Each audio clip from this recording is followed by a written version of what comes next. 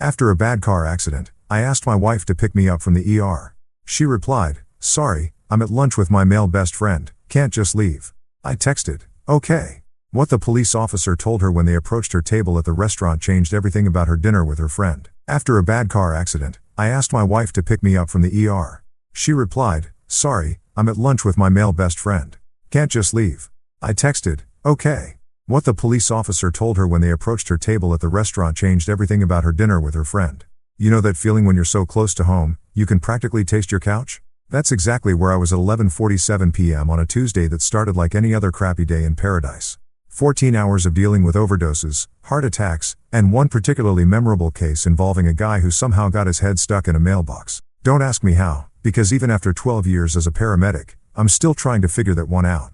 The rain was coming down like God had a personal vendetta against anyone trying to get home safely. My windshield wipers were doing their best impression of an asthmatic trying to run a marathon, and I was squinting through the streaks, thinking about nothing more complicated than a cold beer and maybe catching the tail end of whatever garbage was on late night TV.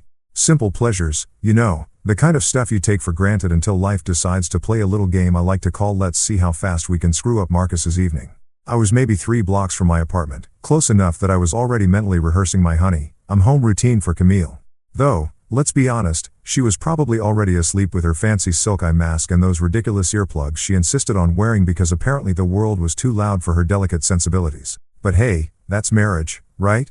You love someone despite their quirks, even when those quirks include treating sleep like it's some kind of sacred ritual that requires more preparation than a NASA launch. The intersection of 5th and Marshall was coming up. You know that sketchy one where half the street lights are always busted and the other half flicker like they're auditioning for a horror movie. I slowed down because, call it professional paranoia, but when you've scraped enough people off the pavement, you tend to drive like your grandmother on a Sunday afternoon. The light was green. Had been green for a good 10 seconds, so I started rolling through, already thinking about how I was going to explain to Camille why I was late again. That's when I heard it. The sound that every paramedic knows but never wants to hear when they're not on the job. The angry roar of an engine pushed way past its limits. Tires screaming against wet asphalt like banshees with a noise complaint. I had maybe half a second to think, "Oh, this is going to suck," before the world went completely sideways. The souped-up Honda Civic, and yes, I caught the make and model even as it was busy rearranging my life, came flying through that red light like it was more of a suggestion than an actual traffic law. The kid behind the wheel couldn't have been more than 20, probably hopped up on energy drinks and that special kind of stupidity that makes you think you're invincible right up until physics decides to teach you otherwise. Impact. That's all I remember for a split second. Pure, concentrated impact that felt like getting hit by a freight train made of spite and poor life choices. My driver's side door caved in like it was made of tinfoil, and suddenly I was intimately acquainted with parts of my car that were never meant to be interior features. Glass exploded everywhere. Tiny diamonds of pain that sparkled in the streetlight before gravity pulled them down like the world's most painful snow. The screaming started immediately, mine, his, and about 3 different car alarms that decided this was the perfect time to remind everyone that they existed. The rain kept falling because apparently Mother Nature doesn't pause for personal catastrophes, and it mixed with something warm running down my face that I was pretty sure wasn't sweat. My left arm was making a shape that arms definitely aren't supposed to make, bent at an angle that would have been impressive if it weren't attached to me. The pain hit in waves, starting as a dull roar and building to a crescendo that made my teeth ache. My head felt like someone was using it as a bass drum, and when I tried to focus on anything specific, the world kept sliding in and out of focus like a broken camera lens. Then came the darkness. Not the peaceful kind you get when you're falling asleep after a good day, but the heavy, oppressive kind that feels like being buried alive. I could hear voices getting farther away, sirens in the distance getting closer, and the steady patter of rain on metal that sounded like applause for the universe's latest joke at my expense. When I came back to something resembling consciousness, I was staring up at faces I recognized. Jimmy Rodriguez and Sarah Chun from Station 19, 2 of the best paramedics in the city and people I'd worked alongside more times than I could count. The irony wasn't lost on me that I was now on the receiving end of the same professional calm I'd used on countless patients over the years. "Easy there, Marcus," Jimmy was saying, his voice carrying that practiced reassurance we all learned to use when things were bad but not hopeless. "We got you, man. Just stay with us." My vision kept swimming in and out of focus, but I could make out the familiar ritual, the careful extraction, the neck brace, the backboard that always felt like lying on a medieval torture device. Sarah was doing the thing with my arm that I'd done 1,000 times myself, the gentle probing that tells you everything you need to know about how badly you're screwed. Officer Ronan Pierce showed up just as they were loading me into the ambulance. Good old Ronan, who'd been dealing with the aftermath of car crashes almost as long as I'd been patching up the survivors. We'd grabbed beers together, complained about the job, shared the kind of dark humor that keeps you sane when you spend your days cleaning up other people's worst moments. He leaned in close, his face serious in that way cops get when they're about to ask the important questions. "Marcus, buddy, we need to notify someone. You got an emergency contact? Family we should call?" Through the haze of pain and whatever lovely cocktails that already started pumping into my fore, I managed to croak out the name that should have been the easiest thing in the world to say, my wife, Camille. "Please call her."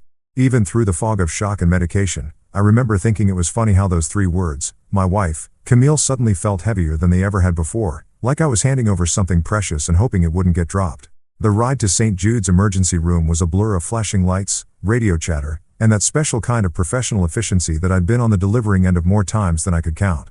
Now that I was the guy strapped to the gurney, getting the full customer experience, I had to admit we made this look way easier than it actually was.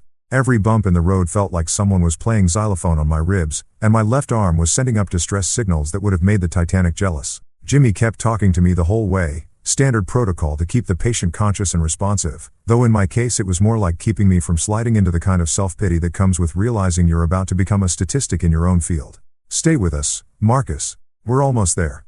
Sarah's got your vitals looking good, and that arm's going to heal up just fine. You know the drill." Yeah, I knew the drill all right. I also knew that looking good in paramedic speak usually translated to not actively dying at this very moment, which, considering the circumstances, I was willing to accept as a win. St. Jude's ER on a Tuesday night was exactly what you'd expect. Controlled chaos with a side of fluorescent lighting that made everyone look like extras from a zombie movie. The triage nurse, a battle-hardened woman named Betty who'd been working these halls since before I was old enough to know what a stethoscope was, took one look at me and started the paperwork dance that turns human suffering into billable hours. They got me onto one of those hospital beds that somehow managed to be both too hard and too soft at the same time, and within minutes I was hooked up to more machines than a NASA control room. The pain meds hit my system like a warm wave of artificial happiness, taking the edge off everything and making the world feel like it was wrapped in cotton batting.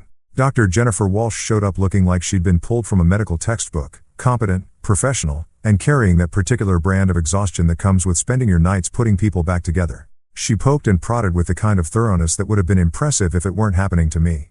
"Well, Marcus," she said, consulting her clipboard with the satisfied air of someone who'd just solved a particularly interesting puzzle, "you've got yourself a nice clean break in your left radius. Should heal up just fine with a cast and some patience. The concussion's mild, but we'll want to keep an eye on that. All things considered, you got pretty lucky tonight."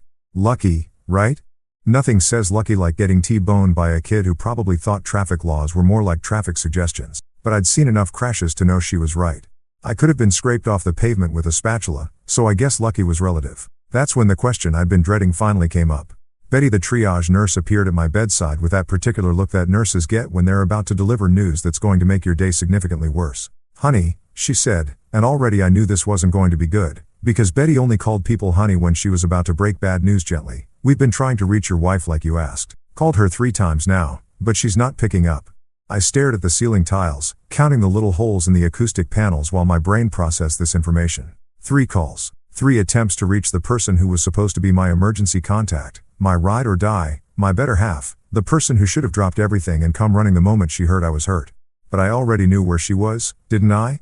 Tuesday lunch with Damian Price, her best friend, who had more money than sense and enough fake deep philosophy to choke a horse. Every Tuesday, like clockwork, they'd meet up at some trendy cafe downtown to discuss art and literature and whatever other pretentious garbage trust fund babies talked about when they weren't busy inheriting their way through life. Damian was one of those guys who wore designer jeans to look casual and quoted Nietzsche at dinner parties like he'd personally discovered philosophy. The kind of guy who called himself an entrepreneur but never seemed to actually do any work, unless you counted posting inspirational quotes on Instagram as a legitimate business venture. Camille always insisted he was like a brother to her, which might have been more convincing if brothers typically looked at their sisters the way I'd caught him looking at my wife. But hey, what did I know? I was just the husband who worked 14-hour shifts saving lives while she discussed the deeper meaning of abstract art over $20 salads. The pain meds made my fingers feel like they belonged to someone else, but I managed to fish my phone out of my pocket with my good hand. The screen was cracked, probably happened during my intimate encounter with that Honda Civic, but it still worked well enough to send a text. I typed slowly, each letter a small victory against the fog in my brain. Car accident. I'm at St. Jude's ER. Broken arm. Can you pick me up? I hit send and waited. The little delivered notification popped up immediately, so I knew the message went through. Then came the 3 dots that meant she was typing back, and for a moment I felt this pathetic surge of relief. Maybe she'd panic. Maybe she'd apologize profusely for not answering. Maybe she'd drop everything and rush over like a normal person would when their spouse ended up in the hospital. The response that came back was a masterclass in exactly how not to react when your husband nearly dies in a car crash. Uck Marcus, that sucks. But I'm at lunch with Damien. It's important. Can you get a cab? Let me know how it goes. I read it once, then again, then a third time, because surely I was misunderstanding something. Maybe the concussion was affecting my reading comprehension. Maybe the pain meds were making me see things that weren't there. But no, there it was in black and white on my cracked phone screen. Her husband was in the emergency room, and her primary concern was that it might inconvenience her very important lunch date with her very important friend who wore scarves in July and thought having opinions about wine made him interesting. Uck Marcus, that sucks. Like I'd told her I was stuck in traffic or ran out of milk. Can you get a cab? Because nothing says loving spousal support quite like suggesting your injured husband take public transportation home from the hospital. The really beautiful part was let me know how it goes. As if my medical emergency was some kind of minor inconvenience that she'd check in on later when it was more convenient for her social calendar. I stared at that message for what felt like hours but was probably only a few minutes, feeling something shift inside my chest that had nothing to do with the accident and everything to do with the slow dawning realization that I was married to someone who was genuinely, spectacularly selfish. Not just inconsiderate or thoughtless, actually fundamentally incapable of seeing beyond her own immediate needs and wants. Betty came back to check on me, and I could tell from her expression that she'd been hoping for better news about my emergency contact situation. Any luck reaching your wife, honey? I held up my phone, showing her the text exchange. Betty read it, and I watched her professional nurse expression crack just slightly around the edges. Oh, she said, and that one word contained about 17 different kinds of disapproval. I managed what I hoped was a smile, though it probably looked more like a grimace. Yeah. Oh. With my good hand, I slowly typed out a response that would have won awards for understatement. Okay. Just okay. Because really, what else was there to say? My wife had just told me that her lunch plans were more important than her husband's trip to the emergency room, and somehow, lying there in that hospital bed with machines beeping around me and my arm throbbing despite the medication, that one word felt like the most honest thing I'd said in years. You know that moment when you're standing at the edge of a cliff and you realize you have two choices, step back to safety or jump into the unknown? That's exactly where I was, lying in that sterile hospital bed with nothing but the steady beep of machines and the distant sound of other people's emergencies echoing through the halls. The pain meds had kicked in full force by now, wrapping everything in a nice fuzzy blanket of artificial calm, but my mind was crystal clear in a way it hadn't been in years. That text from Camille, all 23 words of pure, concentrated selfishness, had done something to me that no amount of medication could touch. It wasn't just disappointment anymore, though God knows I'd had plenty of practice with that particular emotion over the past few years of our marriage. No, this was something else entirely. This was the sound of the last thread snapping, the final straw breaking the camel's back, the moment when you realize you've been playing a game where only one person knew the rules. I stared at my phone screen until the letters started to blur together, reading that message over and over like maybe if I looked at it enough times, the words would magically rearrange themselves into something that resembled basic human decency. But nope, there it was in all its glory, a perfect little snapshot of exactly how much my wife valued our relationship when it came into conflict with her social calendar. The really beautiful part was how she'd signed off with "let me know how it goes." Like she was checking in on a dentist appointment or waiting to hear how a job interview went. Not "I'm coming right now." Not "oh my god, are you okay?" Not even "I'll be there as soon as I can." Just a casual request for updates when convenient, like I was live tweeting my medical emergency for her entertainment. Betty walked by again, giving me that look that nurse is perfect over years of dealing with people at their lowest points, part sympathy, part professional concern, and part barely concealed judgment about the quality of my life choices. I caught her eye and tried for a smile that probably came out looking more like a grimace. "You hanging in there, honey?" she asked, and I could tell she was thinking about that text exchange she'd witnessed earlier. "Oh, I'm just peachy," I managed, which was about as much sarcasm as I could muster through the pharmaceutical haze. "Living the dream over here." She patted my good arm with the kind of gentle firmness that only comes from years of dealing with people who are having the worst day of their lives. "You need anything? Someone else we can call, maybe?" That's when the idea hit me. Not like a lightning bolt of inspiration, but more like a slow, warm realization that I actually had options here. See, the thing about being married to someone for 6 years is that you learn their routines, their habits, their little rituals. And Camille's Tuesday lunch with Damien wasn't just any old lunch. It was a production, a carefully orchestrated performance of sophistication and culture that always happened at the same place, at the same time, with the same pretentious attention to detail. The Marlowe Cafe downtown, where they served $15 avocado toast and called it artisanal because apparently adding an adjective made it worth 3 times what normal toast should cost. Where Damien would hold forth about whatever book he'd skimmed that week, while Camille hung on his every word like he was dispensing wisdom from on high instead of just regurgitating what he'd read on Wikipedia. I knew exactly where she was. And more importantly, I knew she'd be there for at least another hour because Camille never cut these lunches short. They were too important to her self-image, too central to whatever fantasy she'd built about herself as some kind of intellectual socialite who discussed philosophy over wine at 2 in the afternoon on a Tuesday.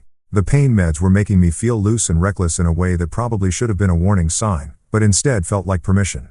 Permission to stop being the understanding husband, the guy who made excuses for his wife's behavior, the pushover who accepted I'm busy with Damien as a reasonable response to a medical emergency. I picked up my phone again, scrolling through my contacts until I found Ronan's number. Officer Ronan Pierce, good old reliable Ronan, who'd been dealing with the aftermath of people's bad decisions for almost as long as I'd been patching up the results. We'd grabbed beers together after particularly rough shifts, commiserated about the job, shared the kind of gallows humor that keeps you sane when your daily routine involves cleaning up other people's worst moments. More importantly, Ronan was exactly the kind of by-the-book cop who took emergency notification seriously, the kind of guy who believed that when someone ended up in the hospital, their emergency contact should actually be contacted, even if it meant interrupting their very important lunch date.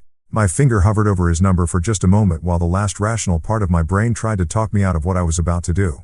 This is petty, it whispered. This is vindictive. This is going to cause a scene and embarrass Camille in front of her precious friend and probably end up making things worse between us in the long run. But you know what? That rational voice could go straight to hell. Because it had been making excuses for Camille's behavior for years, and where had that gotten me? Lying alone in a hospital bed while my wife prioritized her social life over my well-being. I hit the call button. Ronan picked up on the second ring, his voice carrying that particular blend of authority and concern that cops use when they're not sure if they're about to deal with an emergency or just another routine call. Pierce here. Marcus, how you holding up, buddy?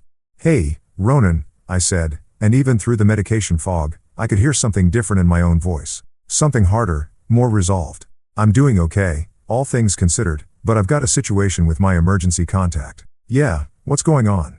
I could picture him on the other end of the line, probably sitting in his patrol car or at his desk, already reaching for a pen because Ronan was the kind of cop who took notes about everything, detail-oriented, thorough, the type of guy who crossed every T and dotted every I because he understood that sometimes the little things mattered more than anyone realized. She didn't answer her phone, I said, which was technically true, just not the whole story.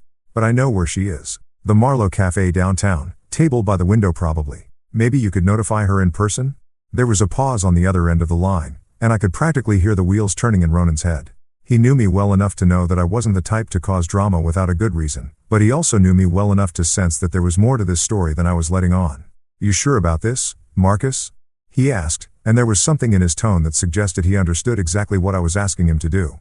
You want us to send officers to notify her at a restaurant? I closed my eyes, letting the weight of the moment settle around me like a blanket. This was it. The point of no return. The moment when I stopped being the guy who accepted whatever scraps of attention his wife felt like throwing his way and started being the guy who demanded better. I'm sure, I said. And for the first time in longer than I could remember, I actually meant it. All right then, I'll send a couple officers over. You just focus on getting better, okay?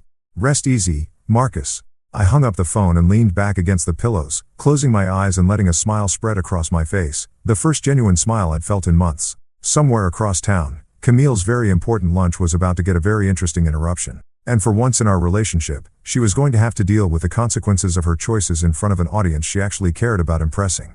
The machines kept beeping their steady rhythm, but somehow the sound felt different now, less like a countdown to disaster and more like a metronome keeping time for whatever came next. The Marlowe Cafe was exactly the kind of place that charged $17 for a salad and called it an experience. All exposed brick and Edison bulbs, with mismatched vintage furniture that probably cost more than my monthly car payment and a menu written in that pretentious font that makes you squint to figure out what the hell you're actually ordering. It was the type of establishment that attracted people who wanted to be seen being cultured, where conversations about sustainability happened over imported water and the wait staff all looked like they were auditioning for indie films between shifts. Camille and Damien had claimed their usual spot by the floor-to-ceiling windows that faced the street, prime real estate for people watching and, more importantly, for being watched. She was wearing that cream-colored blouse she'd spent way too much money on, the one that made her feel sophisticated and worldly, paired with the gold jewelry that caught the afternoon light just right. Damien was in his standard uniform of artfully distressed jeans and a button-down that probably cost more than most people's weekly grocery budget, his perfectly tousled hair looking like he'd just rolled out of bed, if beds came with personal stylists. They looked like a spread from some lifestyle magazine, Two beautiful people having a beautiful conversation in a beautiful space, completely insulated from the harsh realities of the world outside their bubble of privilege and pretension. Camille was laughing at something Damien had said, that musical laugh she used when she wanted to seem charmed and delighted, while he gestured with his wine glass like he was conducting an orchestra of his own brilliance. The other diners were the usual crowd you'd expect at a place like this, young professionals trying to impress clients, stay-at-home moms treating themselves to an expensive lunch away from the kids, and a few genuine food enthusiasts who didn't mind paying premium prices for what was admittedly pretty decent cuisine. Everyone was absorbed in their own little worlds of conversation and carefully curated experiences, the kind of people who photographed their food before eating it and posted reviews on Yelp that used words like elevated and transcendent. That's when the atmosphere shifted. The front door opened with a little electronic chime that announced new arrivals, but instead of another pair of well-dressed diners or a nervous couple on a first date, two police officers walked in. Not detectives in suits trying to blend in, but full uniform, badge and gun wearing, official business police officers who looked like they meant business and weren't particularly interested in the artisanal bread service. The effect was immediate and dramatic. Conversations didn't just pause, they died mid-sentence, leaving behind the kind of silence that only happens when something completely unexpected crashes into a carefully controlled environment. Forks stopped halfway to mouths, wine glasses froze in mid-sip, and every head in the place turned toward the door like they were watching a tennis match where the ball had just exploded. Officer Janet Mills led the way, a tall, no-nonsense woman with about 15 years of experience dealing with people on what were usually the worst days of their lives. Her partner, Officer David Chen, followed close behind, both of them scanning the room with the practiced efficiency of cops who knew how to spot what they were looking for in a crowd. Their boots made solid, authoritative sounds against the polished concrete floor, a rhythmic counterpoint to the sudden hush that had fallen over the entire restaurant. They approached Camille's table with the kind of purposeful stride that left no doubt about their destination. Every eye in the place was following their progress, and I could practically feel the collective intake of breath as the other diners realized they were about to witness some kind of drama unfold in real time. Officer Mills stopped directly beside Camille's chair, her presence commanding and impossible to ignore. Damien's fork was still suspended in mid-air, a piece of arugula dangling from it like a green flag of surrender, while Camille looked up with the kind of confused expression people get when their perfectly ordered world suddenly develops an unexpected crack. "Ma'am," Officer Mills said, her voice carrying clearly across the now silent restaurant, "are you Camille Lane?" The question hung in the air like smoke, and I could imagine Camille's mind racing to process what was happening. Her name spoken by a police officer in front of all these people, in the middle of her very important lunch with her very important friend. The color started draining from her face as the implications began to sink in. "Yes," she managed, her voice smaller than usual, lacking the confident tone she used when discussing art installations or the deeper meaning of whatever pretentious novel Damien had recommended that week. What's wrong?" Officer Mills consulted her notepad with the kind of professional detachment that comes from delivering bad news so often it becomes routine. "Your husband, Marcus Lane, was involved in a major vehicle accident earlier this afternoon. He was transported by ambulance to St. Jude's Hospital with significant injuries. We've been trying to contact you for over 2 hours. He listed you as his emergency contact." The words hit the restaurant like a physical force. I could imagine the collective gasp from the other diners, the way conversations at nearby tables would resume in urgent whispers, the way people would lean forward slightly to make sure they didn't miss any of this unexpected entertainment. Damien's reaction was particularly satisfying to imagine, his carefully cultivated image of sophisticated worldliness cracking like cheap paint as he realized he was suddenly part of a very real, very serious situation that couldn't be solved with wine pairings or intellectual discussions. His fork finally completed its journey to the table, forgotten, as he stared at the officers with the expression of someone who'd just realized the world contained problems that trust funds couldn't fix. "Significant injuries," Camille repeated, and I could picture her voice cracking slightly on the words. The woman who'd texted "that sucks" was now faced with the reality of what that actually meant, delivered by uniformed officers in front of a room full of witnesses who were hanging on every word. Officer Mills continued with the kind of professional thoroughness that Ronan had undoubtedly requested. "He suffered a broken arm and concussion when another vehicle ran a red light and struck his car. The accident occurred at approximately 11:47 p.m. He's currently stable at St. Jude's Emergency Department." The silence in the restaurant was so complete you could have heard a pin drop, except for the soft jazz music still playing through the speakers, an absurdly cheerful soundtrack to what was rapidly becoming the most uncomfortable lunch of Camille's life. "We've been attempting to reach you since the accident occurred," Officer Chen added, his tone carrying just a hint of reproach that suggested he'd been briefed on exactly how long they'd been trying to contact the victim's wife. "Multiple calls to your listed number went unanswered." I could imagine Camille's phone sitting silent in her purse while she focused on more important things like Damien's thoughts on postmodern literature or whatever philosophical garbage they'd been discussing while her husband lay bleeding in a hospital bed. He specifically asked us to notify you in person, Officer Mills concluded, and those words were probably the most beautiful thing I'd ever heard, even though I wasn't there to witness their impact firsthand. The officer's tone was perfectly neutral, completely professional, but somehow managed to carry an undertone that suggested exactly what she thought about a wife who couldn't be reached when her husband was fighting for his life. It was the kind of subtle judgment that only comes from years of dealing with people's priorities and finding them wanting. You'll also need to coordinate with the towing company regarding personal effects from the vehicle, Officer Chen added, consulting his own notes. The car was declared a total loss at the scene. Here's the information for the impound lot.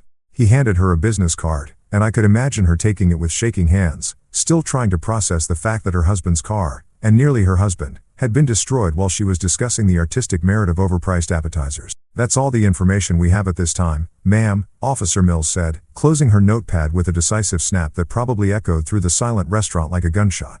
We strongly suggest you proceed to the hospital immediately. And then, with the same professional efficiency they'd used to enter, both officers turned and walked toward the door, their job complete, leaving behind a dining room full of people who'd just witnessed someone's carefully constructed world collapse in real time. I could imagine Camille sitting there in the aftermath, surrounded by the scattered remains of her sophisticated lunch and the weight of dozens of stares from strangers who now knew exactly what kind of person she was. Her perfectly planned afternoon, her important conversation with Damien, her entire self-image as someone who had her priorities straight, all of it reduced to rubble by a simple police notification that she should have received hours ago in the privacy of a phone call. But she'd chosen differently, and now everyone in that restaurant knew it. Back at St. Jude's, I was getting the full VIP treatment, if VIP stood for very injured person instead of very important person. Dr. Walsh had just finished explaining the thrilling details of my medical situation while a nurse who looked like she could bench press a small car carefully maneuvered my busted arm into what would become my stylish new accessory for the next 6 to 8 weeks. The cast was going to be that lovely hospital beige color that screamed I made poor life choices, but hey, at least it would match my current mood. The stitches were the fun part. Apparently, when glass decides to redecorate your face, it likes to get creative with the patterns. Nothing too dramatic, just a few artistic slashes that would probably leave me looking like I'd gotten into a fight with a very small but very determined ninja. The doctor assured me they'd heal up fine and barely leave scars, which was great news for my already devastated modeling career. I was lying there contemplating the acoustic tiles in the ceiling and wondering if there was some kind of cosmic joke being played at my expense when I heard a familiar voice cutting through the usual hospital chaos like a machete through bureaucratic red tape. Where is he? Where's my idiot brother? Tessa.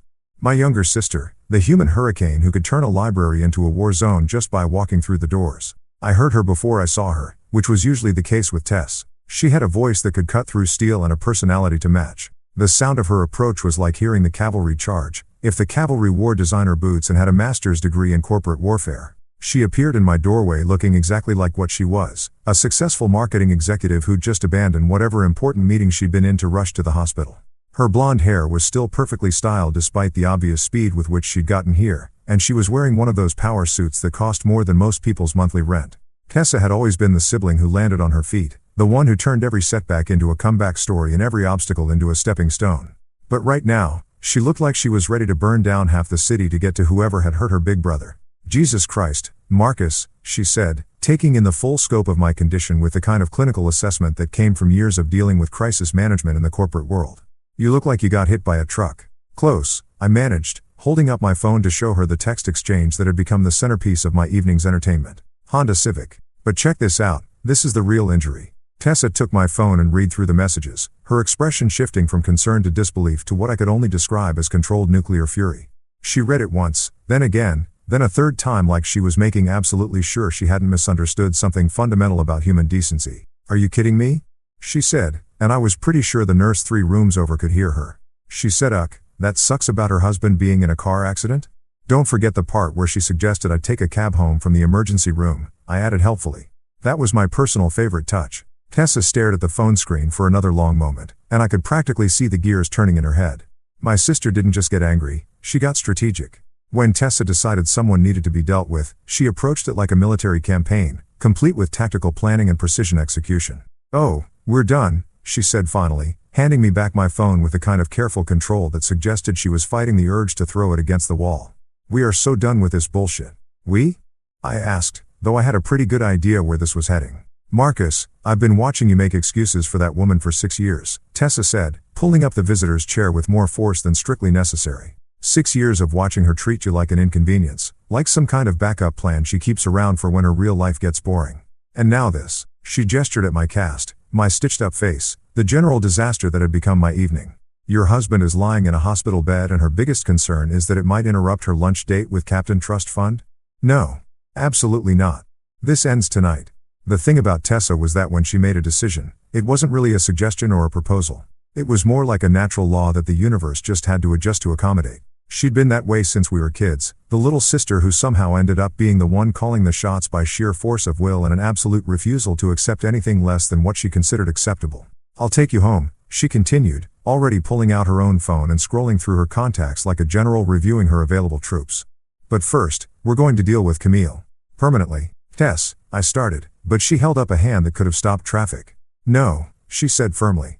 No more but she's my wife or but I love her or any of that garbage. She just showed you exactly who she is and exactly how much you matter to her. When someone tells you who they are, Marcus, you listen. She was right. Of course, Tessa was almost always right about people, which was probably why she'd been so successful climbing the corporate ladder while I'd been content to spend my days patching up other people's mistakes. She had this ability to cut through all the noise and see people for exactly what they were, without the rose-colored glasses that the rest of us use to make reality more palatable. Besides, she added, her voice taking on that particular tone that meant she'd already started planning whatever came next, this isn't just about tonight. This is about all the nights, all the times she's chosen something or someone else over you, all the ways she's made you feel like you should be grateful for whatever scraps of attention she felt like throwing your way. I thought about that for a moment, letting the truth of it settle in my chest next to all the other uncomfortable realizations this night had brought. Tessa wasn't wrong. This wasn't an isolated incident. It was just the most obvious example of a pattern that had been going on for years. All those times Camille had been too busy, too tired, too focused on her own priorities to make space for mine.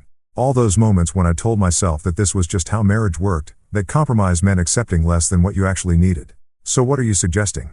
I asked, though I suspected I already knew the answer. Tessa's smile was the kind that had probably sent shivers down the spines of countless corporate executives who'd underestimated her over the years. It was the smile of someone who'd just figured out how to solve a problem that everyone else thought was unsolvable. I'm suggesting we clean house, she said, scrolling through her phone with the focused intensity of someone who was already 3 steps ahead of the conversation. I'm suggesting we make sure that when Princess Camille finally decides to grace us with her presence, she finds out exactly what happens when you choose a lunch date over your husband's life. The machines kept beeping their steady rhythm around us, but somehow the sound felt different now, less like medical equipment monitoring a patient and more like a countdown timer marking the end of something that had been broken for longer than I'd been willing to admit. We're going to clear her out of your life, Tessa said with the kind of finality that suggested the decision had already been made and the rest was just logistics. Completely. Permanently. And we're going to do it right. And looking at my sister's face, seeing the determination there that I'd watched her used to bulldoze through every obstacle life had thrown her way, I realized that for the first time in years, I actually believed that things were about to change. The beautiful thing about pain medication is that it doesn't just dull physical pain, it also provides this lovely buffer between you and the emotional train wreck that your life has suddenly become. So when my phone started buzzing like an angry wasp trapped in a jar, I was able to watch the incoming messages from Camille with the kind of detached fascination usually reserved for nature documentaries about predators and their natural habitat. The first text came through while Tessa was still in full battle planning mode, scrolling through her contacts and muttering things that would have made a sailor blush. My phone lit up with Camille's name, and I have to admit, there was a moment where some pathetic part of me thought, maybe, just maybe, she was calling to apologize, to explain, to somehow make this whole disaster make sense. I should have known better. I'm on my way. I didn't know it was that serious. That was message number 1. And already, I could feel my blood pressure rising despite the pharmaceutical cocktail keeping me artificially calm. She didn't know it was that serious. I'd literally told her I was in the emergency room with a broken arm. What part of emergency room and broken arm suggested a minor inconvenience that could wait until after dessert and coffee? But wait, there was more. Because apparently when Camille was on a roll, she really committed to the performance. Why didn't you call more than once? And there it was. The classic deflection move that I'd seen her pull countless times over the years. Something goes wrong and somehow it becomes someone else's fault. Never mind that she'd ignored 3 calls from the hospital while her husband was being cut out of a mangled car. Never mind that any normal human being would have answered their phone when the hospital kept calling. No, the real problem was that I hadn't tried hard enough to reach her. Tessa looked up from her phone when she heard me make that particular sound that's somewhere between a laugh and a growl. What now? She asked, though her expression suggested she already knew this wasn't going to be good news. I showed her the messages, watching her face cycle through the same progression of emotions I'd just experienced. Confusion, disbelief, and finally the kind of cold fury that made me glad we were related instead of enemies. Oh, this bitch has some serious balls, Tessa said, and I was pretty sure the elderly patient in the next bed could hear her through the thin walls. She's actually trying to make this your fault. Before I could answer, my phone buzzed again. Message number 3 in what was rapidly becoming a masterclass in how not to respond when your spouse nearly dies in a car accident. Did you seriously send cops to embarrass me? That was cruel, Marcus. I stared at that message for a long moment, feeling something shift inside my chest that had nothing to do with the accident and everything to do with the slow dawning realization that I was married to someone who was genuinely, spectacularly selfish. Not just inconsiderate or thoughtless, actually fundamentally incapable of seeing beyond her own immediate needs and wants. She was embarrassed. Her husband was lying in a hospital bed, and her primary concern was that she'd been embarrassed in front of her trust fund boyfriend and a restaurant full of strangers who now knew exactly what kind of person she was. The fact that those cops had been sent because she'd ignored multiple calls from the hospital while her husband fought for his life? Totally irrelevant. The real victim here was Camille and her wounded pride. Let me guess, Tessa said, reading over my shoulder. She's mad that you made her look bad. Gets better, I said. Because apparently my phone wasn't done delivering this evening's entertainment. Message number 4 arrived like the grand finale of a fireworks show, if fireworks shows were designed to demonstrate the absolute worst of human nature. This is your fault. 3 words. 3 simple, beautiful words that somehow managed to encapsulate everything wrong with my marriage and everything I'd been too stupid or too stubborn to see for the past 6 years. This, all of this, was my fault. The accident was my fault, presumably because I'd had the audacity to drive home from work. The hospital visit was my fault, probably because I should have been more careful about getting T-boned by teenagers with more horsepower than brain cells. The police notification was my fault because I should have somehow known that my wife would be too busy discussing postmodern art to answer her phone when the hospital called. Hell, knowing Camille, my broken arm was probably my fault too, because I should have been tougher or more resilient or better at predicting when drunk kids were going to run red lights. Tessa read that last message and went very, very quiet. In my experience, when my sister went quiet, it usually meant someone was about to have a very bad day, and that someone was typically whoever had been stupid enough to piss her off. Marcus, she said, her voice carrying the kind of deadly calm that corporate executives probably heard right before they got fired. I need you to listen to me very carefully. Are you listening? I'm listening, I said, though honestly, the pain meds were making everything feel like it was happening underwater. I want you to block her number right now, before she sends any more of this toxic garbage your way. I looked down at my phone, at the string of messages that read like a textbook example of emotional manipulation and victim blaming. Part of me, the part that had been making excuses for Camille's behavior for years, wanted to argue, wanted to say that she was probably just panicked, that people said stupid things when they were scared, that maybe if I just gave her a chance to explain, this would all make sense somehow. But the rest of me, the part that was finally starting to wake up after years of sleepwalking through my own life, knew better. This wasn't panic. This wasn't fear. This was Camille showing me exactly who she was when the chips were down, when something actually mattered, when she had to choose between her own convenience and her husband's well-being. And she'd chosen convenience. She'd chosen Damien and his philosophical bullshit and her precious lunch over the man she'd promised to love and honor and all that other stuff that apparently only applied when it was convenient for her social calendar. You know what? I said, scrolling through my phone settings with my good hand. You're absolutely right. I found her contact information and hit the magic button that would send any future communications from my loving wife straight into the digital void where they belonged.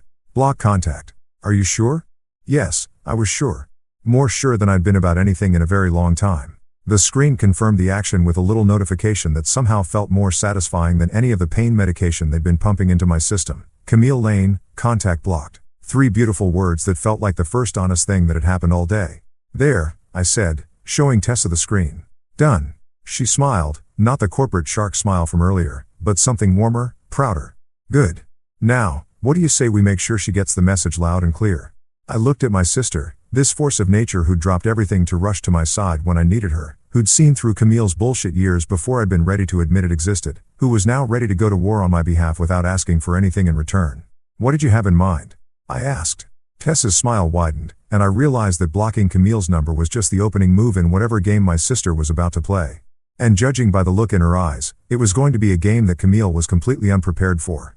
Oh, Marcus, she said, already dialing someone on her own phone. You're going to love this. We're going to clean house, and we're going to do it right. The thing about Tessa is that when she decides to solve a problem, she doesn't just solve it, she completely annihilates it from existence and then builds something better in its place. Watching her work was like watching a master craftsman, if master craftsmen specialized in the complete and total dismantling of toxic relationships with military precision and a smile that could cut glass. She'd already been on her phone for 20 minutes, making calls with the efficiency of someone who'd spent years managing corporate crises and hostile takeovers. Each conversation was brief, professional, and absolutely devastating in its implications for anyone who might be on the receiving end of Tessa's particular brand of problem solving.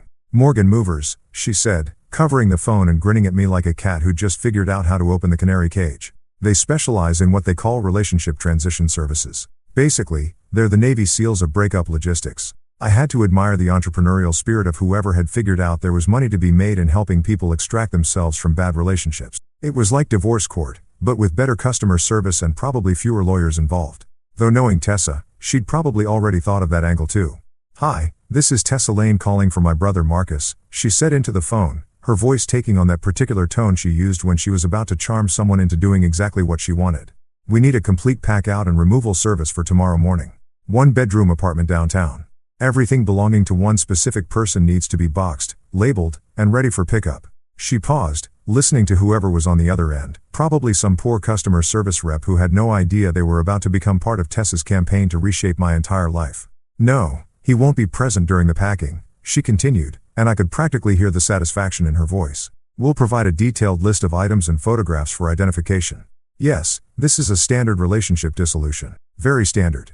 The way she said very standard made it sound like failed marriages were just another item on her to-do list, somewhere between quarterly budget reviews and strategic planning meetings, which, knowing my sister, they probably were. While she handled the logistics of Operation Remove Camille from my life, I found myself thinking about all the stuff that was scattered around my apartment. 6 years of accumulated couple debris. Her expensive skincare products taking up half the bathroom counter. Her collection of scented candles that apparently served some mysterious purpose beyond making the place smell like a Yankee Candle store had exploded. And that god-awful modern art piece she'd insisted on hanging in the living room that looked like someone had sneezed paint onto a canvas and called it evocative. The clothes alone would probably take hours to sort through. Camille had this thing about designer labels and investment pieces that cost more than my monthly salary. Her closet looked like a boutique that catered exclusively to people who thought spending $300 on a t-shirt was a reasonable life choice. Not that I was bitter or anything. "Excellent," Tessa was saying, apparently having worked out whatever details needed working out. "We'll need everything boxed, labeled, and staged in the living room by noon tomorrow. Clean, professional, no damage to any items. This is about boundaries, not revenge." She hung up and immediately started dialing another number, because apparently we were just getting started with the wholesale reorganization of my personal life. "Lockright Locksmiths," she announced, giving me a thumbs up like she'd just scored the winning goal in whatever game we were playing. Can't have Princess Camille letting herself back in whenever she feels like it. The locksmith conversation was even shorter than the moving company call, probably because changing locks was significantly less complicated than coordinating the complete removal of someone's entire existence from an apartment, though in Tessa's hands, both seemed to be getting handled with the same ruthless efficiency. "Tomorrow at 8 a.m., she said after hanging up. "New locks, new keys, and a security system upgrade, because why not go all the way, right?" I had to laugh at that, despite everything. My sister didn't just solve problems, she oversolved them, adding features and benefits that you didn't even know you needed until she pointed them out. It was probably why she'd been so successful in the corporate world, where the ability to anticipate problems 3 steps ahead was worth its weight in quarterly bonuses. "Now comes the fun part," she said, cracking her knuckles like a pianist preparing for a complicated concerto, "the official notification." She opened her laptop, because of course Tessa traveled with a laptop, probably had a full mobile office set up in whatever ridiculously expensive car she'd driven over here, and started typing with the kind of focused intensity that usually preceded corporate bloodbaths. "What are you writing?" I asked, though I suspected I already knew this wasn't going to be your typical "it's not you, it's me" breakup email. "A masterpiece," she said without looking up from the screen. "Professional, clear, legally sound, and absolutely devastating in its politeness." I watched her type, occasionally pausing to consider word choices or restructure sentences, crafting what I could only assume was going to be the most politely brutal eviction notice in the history of failed relationships. Every few seconds, she'd smile to herself, apparently pleased with whatever literary devastation she was creating. "Read this," she said finally, turning the laptop toward me. Subject: Retrieval of personal property, from Tessa Lane. "Camille. Your relationship and residence with Marcus Lane have been terminated effective immediately following your response to his medical emergency this afternoon. It has become clear that this living arrangement is no longer sustainable or appropriate. Your personal belongings have been professionally packed and inventoried by Morgan Movers and are ready for retrieval. You have 48 hours from the time of this email to coordinate pickup with the moving company. Their contact information is attached. Please note that the locks have been changed as a security precaution. Any future access to the property will require advance coordination through the moving company or legal counsel. Any attempt to contact Marcus directly will be considered harassment and will be documented accordingly. All future communication regarding this matter should be directed through my office. Tessa Lane, on behalf of Marcus Lane. I read it twice, marveling at how Tessa had managed to make a breakup sound like a corporate merger gone wrong. It was polite, professional, and absolutely devastating in its complete lack of emotion or room for negotiation. There was no "let's talk about this or maybe we can work things out."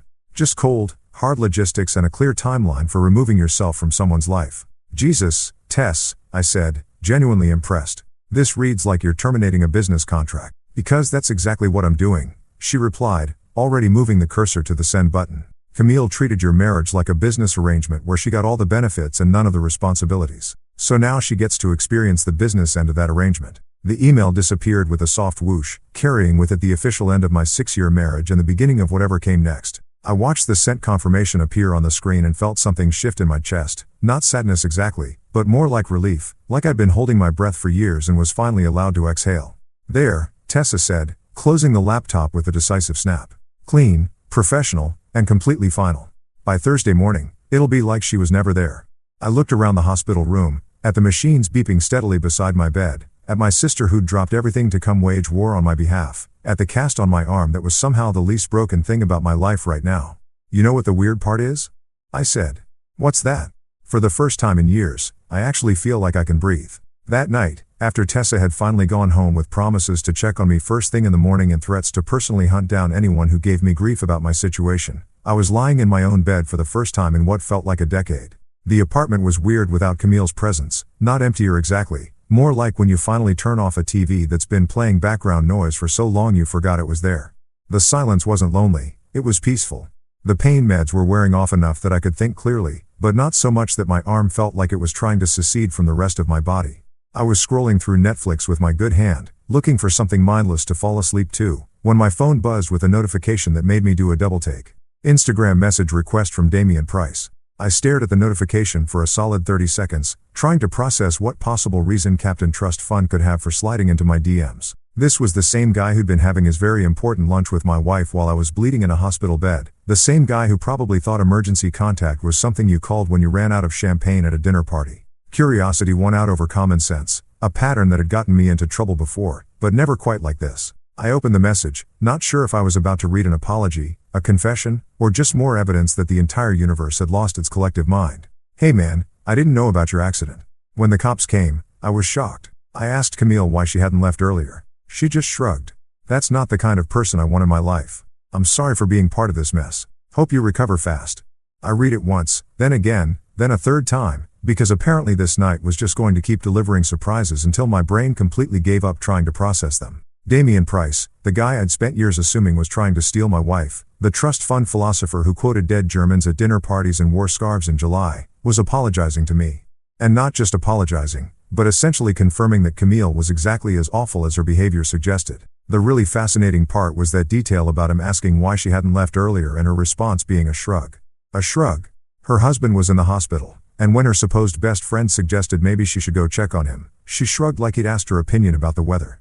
I could picture the scene, Damian probably doing that thing rich people do when they're confronted with actual human suffering, that uncomfortable shifting around while they try to figure out how to respond appropriately, and Camille, faced with the choice between appearing caring and admitting that she'd rather finish her meal than deal with her husband's medical emergency, just shrugged. It was almost impressive in its complete lack of self-awareness. Most people, when caught being heartless in front of witnesses, at least had the decency to pretend they cared. But not Camille. She was apparently so committed to her own priorities that she couldn't even fake concern when social pressure demanded it. The fact that Damian, Mr. Pretentious Philosophy himself, was horrified enough by her reaction to reach out to me spoke volumes about just how badly she'd handled the situation. This was a guy who probably thought empathy was a wine varietal, and even he could see that something was fundamentally wrong with a woman who couldn't be bothered to show concern for her injured spouse. That's not the kind of person I want in my life. Coming from Damian, that was practically a character assassination. He was essentially saying that Camille had failed some basic test of human decency so spectacularly that even someone who spent his days discussing the deeper meaning of abstract art couldn't overlook it. I found myself laughing, not the bitter, angry kind of laugh I'd been doing all day, but something closer to genuine amusement. The irony was just too perfect. I'd spent years being jealous of Damian, worried that he was going to steal my wife away with his sophisticated conversation and his designer lifestyle. Turns out he had better judgment about people than I did. The message was weak, sure, it was the kind of apology that rich people give when they want to distance themselves from someone else's bad behavior without actually taking any real responsibility. But it was also revealing in ways that Damien probably didn't realize. He'd been there. He'd seen Camille's reaction firsthand, and whatever he'd witnessed had been so off-putting that he'd felt compelled to reach out to the husband he barely knew to essentially say, "Holy shit, your wife is terrible, and I want no part of this." More importantly, it meant that Camille hadn't just lost her husband tonight. She'd also lost her backup plan, her safety net, her best friend who'd been providing her with the intellectual stimulation and sophisticated companionship that apparently I was too blue-collar to offer. Damien Price, with his trust fund and his philosophical pretensions and his carefully curated lifestyle, had looked at Camille's behavior and decided she wasn't worth keeping around. The guy who probably had women throwing themselves at him left and right had seen enough of my wife's true character in one afternoon to know he wanted nothing to do with her. That was the most damning indictment of all. Not the blocked phone calls, not the dismissive text messages, not even the shrug when asked why she wasn't rushing to her husband's bedside. The real truth about Camille was that even the people she thought were her allies, the ones she prioritized over her marriage, found her behavior unacceptable when it really mattered. I thought about responding to Damien's message, maybe thanking him for the information or asking for more details about exactly what had happened at that restaurant, but honestly, what was the point? The damage was done. The truth was out. And adding more drama to this shitstorm wasn't going to change anything. Instead, I just deleted the message request and went back to browsing Netflix. Damien could keep his weak apology and his guilty conscience. I had more important things to think about, like what I was going to do with all the extra closet space I was about to have. The apartment felt different now. Not just quiet, but somehow cleaner, like someone had opened all the windows and let out years of accumulated toxicity. Tomorrow, Morgan movers would come and physically remove the last traces of Camille from my space. But tonight, just knowing that even her precious Damien had seen through her was enough. I settled on some mindless action movie and closed my eyes, my phone silent beside me for the first time in longer than I could remember. No more texts from Camille. No more guilt trips or blame games or carefully worded manipulations designed to make me question my own judgment. Just silence and the steady sound of my own breathing and the comfortable weight of knowing that sometimes the trash takes itself out. The next morning came with the kind of efficiency that only happens when Tessa is running the show. By 8 a.m. sharp, Lockright locksmiths had already come and gone, leaving me with a set of shiny new keys and the satisfying knowledge that my apartment was now officially a Camille-free zone. The security system upgrade was overkill, but I had to admit there was something deeply satisfying about having a digital fortress protecting my newfound peace of mind. Morgan movers arrived at exactly 9 a.m. with the kind of professional cheerfulness that suggested they'd done this dance many times before. The team leader, a compact woman named Rosa who looked like she could bench press a piano, took one look around my apartment and nodded with the satisfaction of someone who'd seen it all and wasn't impressed by any of it. "Standard relationship dissolution," she said, consulting her tablet like she was reading a grocery list. "We've got the inventory list your sister provided, photos for identification, and instructions to treat everything with care regardless of personal feelings about the situation." I had to respect the professionalism. These people had turned heartbreak into a business model, and judging by their efficiency, business was probably pretty good. Rosa and her team moved through my apartment like surgical technicians, carefully identifying and boxing everything that belonged to Camille with the kind of methodical precision that would have impressed an accountant. Watching strangers pack up 6 years of someone else's life was surreal in a way that I hadn't expected. They handled Camille's expensive skincare products like they were diffusing bombs, wrapped her designer clothes in tissue paper like they were museum artifacts, and carefully bubble-wrapped that god-awful modern art piece that had been haunting my living room wall for the past 3 years. "This piece here," Rosa said, gesturing at the painting that looked like someone had sneezed rainbow colors onto a canvas. "The notes say it's valued at $15,000? "That's what she paid for it," I confirmed, trying not to sound bitter about the fact that my wife had spent more on one piece of abstract nonsense than I made in 2 months. "It's supposed to represent the fluidity of emotional expression or some shit like that." Rosa nodded with the kind of professional neutrality that suggested she'd heard worse explanations for expensive art. "We'll treat it accordingly," she said, which I assumed meant they'd wrap it up carefully instead of using it as a frisbee, though honestly either option would have been fine with me. The whole process took about 3 hours, during which time my apartment was gradually transformed from the cluttered shrine to someone else's taste into something that actually looked like a place where I might want to live. It was amazing how much space opened up once you removed all the unnecessary bullshit that someone else had insisted was essential for proper living. The scented candles alone filled 2 entire boxes, which raised the question of exactly how many different ways a person needed their living space to smell like a Bath and Body Works had exploded. Her shoe collection required its own dedicated moving cart, because apparently you needed 47 pairs of shoes to properly express your personality, even if 30 of them were identical black heels in slightly different shades. By noon, everything was boxed, labeled, and stacked in my living room like the world's most depressing game of Tetris. Rosa handed me a detailed inventory list and a receipt, her expression suggesting this was just another Tuesday in the relationship cleanup business. Your sister arranged for storage if pickup doesn't happen within the 48-hour window, she said, checking something off on her tablet. After that, it's not your problem anymore. Not my problem anymore. 4 words that somehow managed to capture the entire spirit of this whole operation. For 6 years, Camille's problems had been my problems. Her priorities had dictated my schedule. Her moods had determined the atmosphere of my home. And now, with the stroke of a pen and the efficiency of professional movers, none of that was my problem anymore. I was admiring the newly spacious living room when the buzzer rang at exactly 2:17 p.m. The security camera showed a sleek black Mercedes parked outside, the kind of car that screamed, "I have money and I want everyone to know it." Camille's father's car. Mr. Howard Blake stepped out of the driver's seat looking like he'd rather be anywhere else in the world. Howard was old school corporate elite, the kind of guy who wore 3-piece suits to barbecues and thought casual Friday meant removing his cufflinks. He'd always been polite to me in that stiff, formal way that rich people use when they're talking to someone they consider beneath their social station but can't quite dismiss entirely. For 6 years, he'd called me the steady rock whenever anyone asked about his daughter's husband. Not Marcus, or my son-in-law, but the steady rock, like I was some kind of geological formation that existed primarily to provide stability for his precious daughter's more interesting life. It was a backhanded compliment wrapped in the kind of condescending approval that rich people mistake for genuine affection. Camille got out of the passenger side, and I had to admit she looked like hell. Her perfectly styled hair was disheveled, her usually flawless makeup was smudged around the edges, and she was wearing yesterday's clothes like she'd slept in them, which, knowing Camille's obsession with her appearance, meant she was either having a complete breakdown or had completely given up pretending she had her shit together. She didn't look up at the security camera, didn't try to ring the buzzer, didn't make any attempt to communicate, just stood there staring at the building like it was some kind of fortress that had suddenly become impenetrable, which I guess it had. Through the intercom, I could hear Howard talking to someone, probably coordinating with a moving company on his phone, because even in family crisis mode, he was still the kind of guy who delegated everything to other people. Camille stood next to him like a ghost of herself, and for just a moment, I felt something that might have been pity.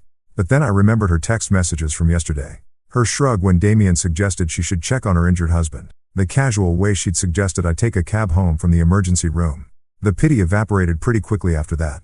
The movers worked with the same professional efficiency they'd shown earlier, loading box after box into the Mercedes with the kind of careful attention that suggested Howard was paying them well to make this as painless as possible. Camille supervised the process with the vacant expression of someone who was watching their entire life get packed into cardboard containers, but she never once looked up at my windows. The whole thing took maybe 20 minutes.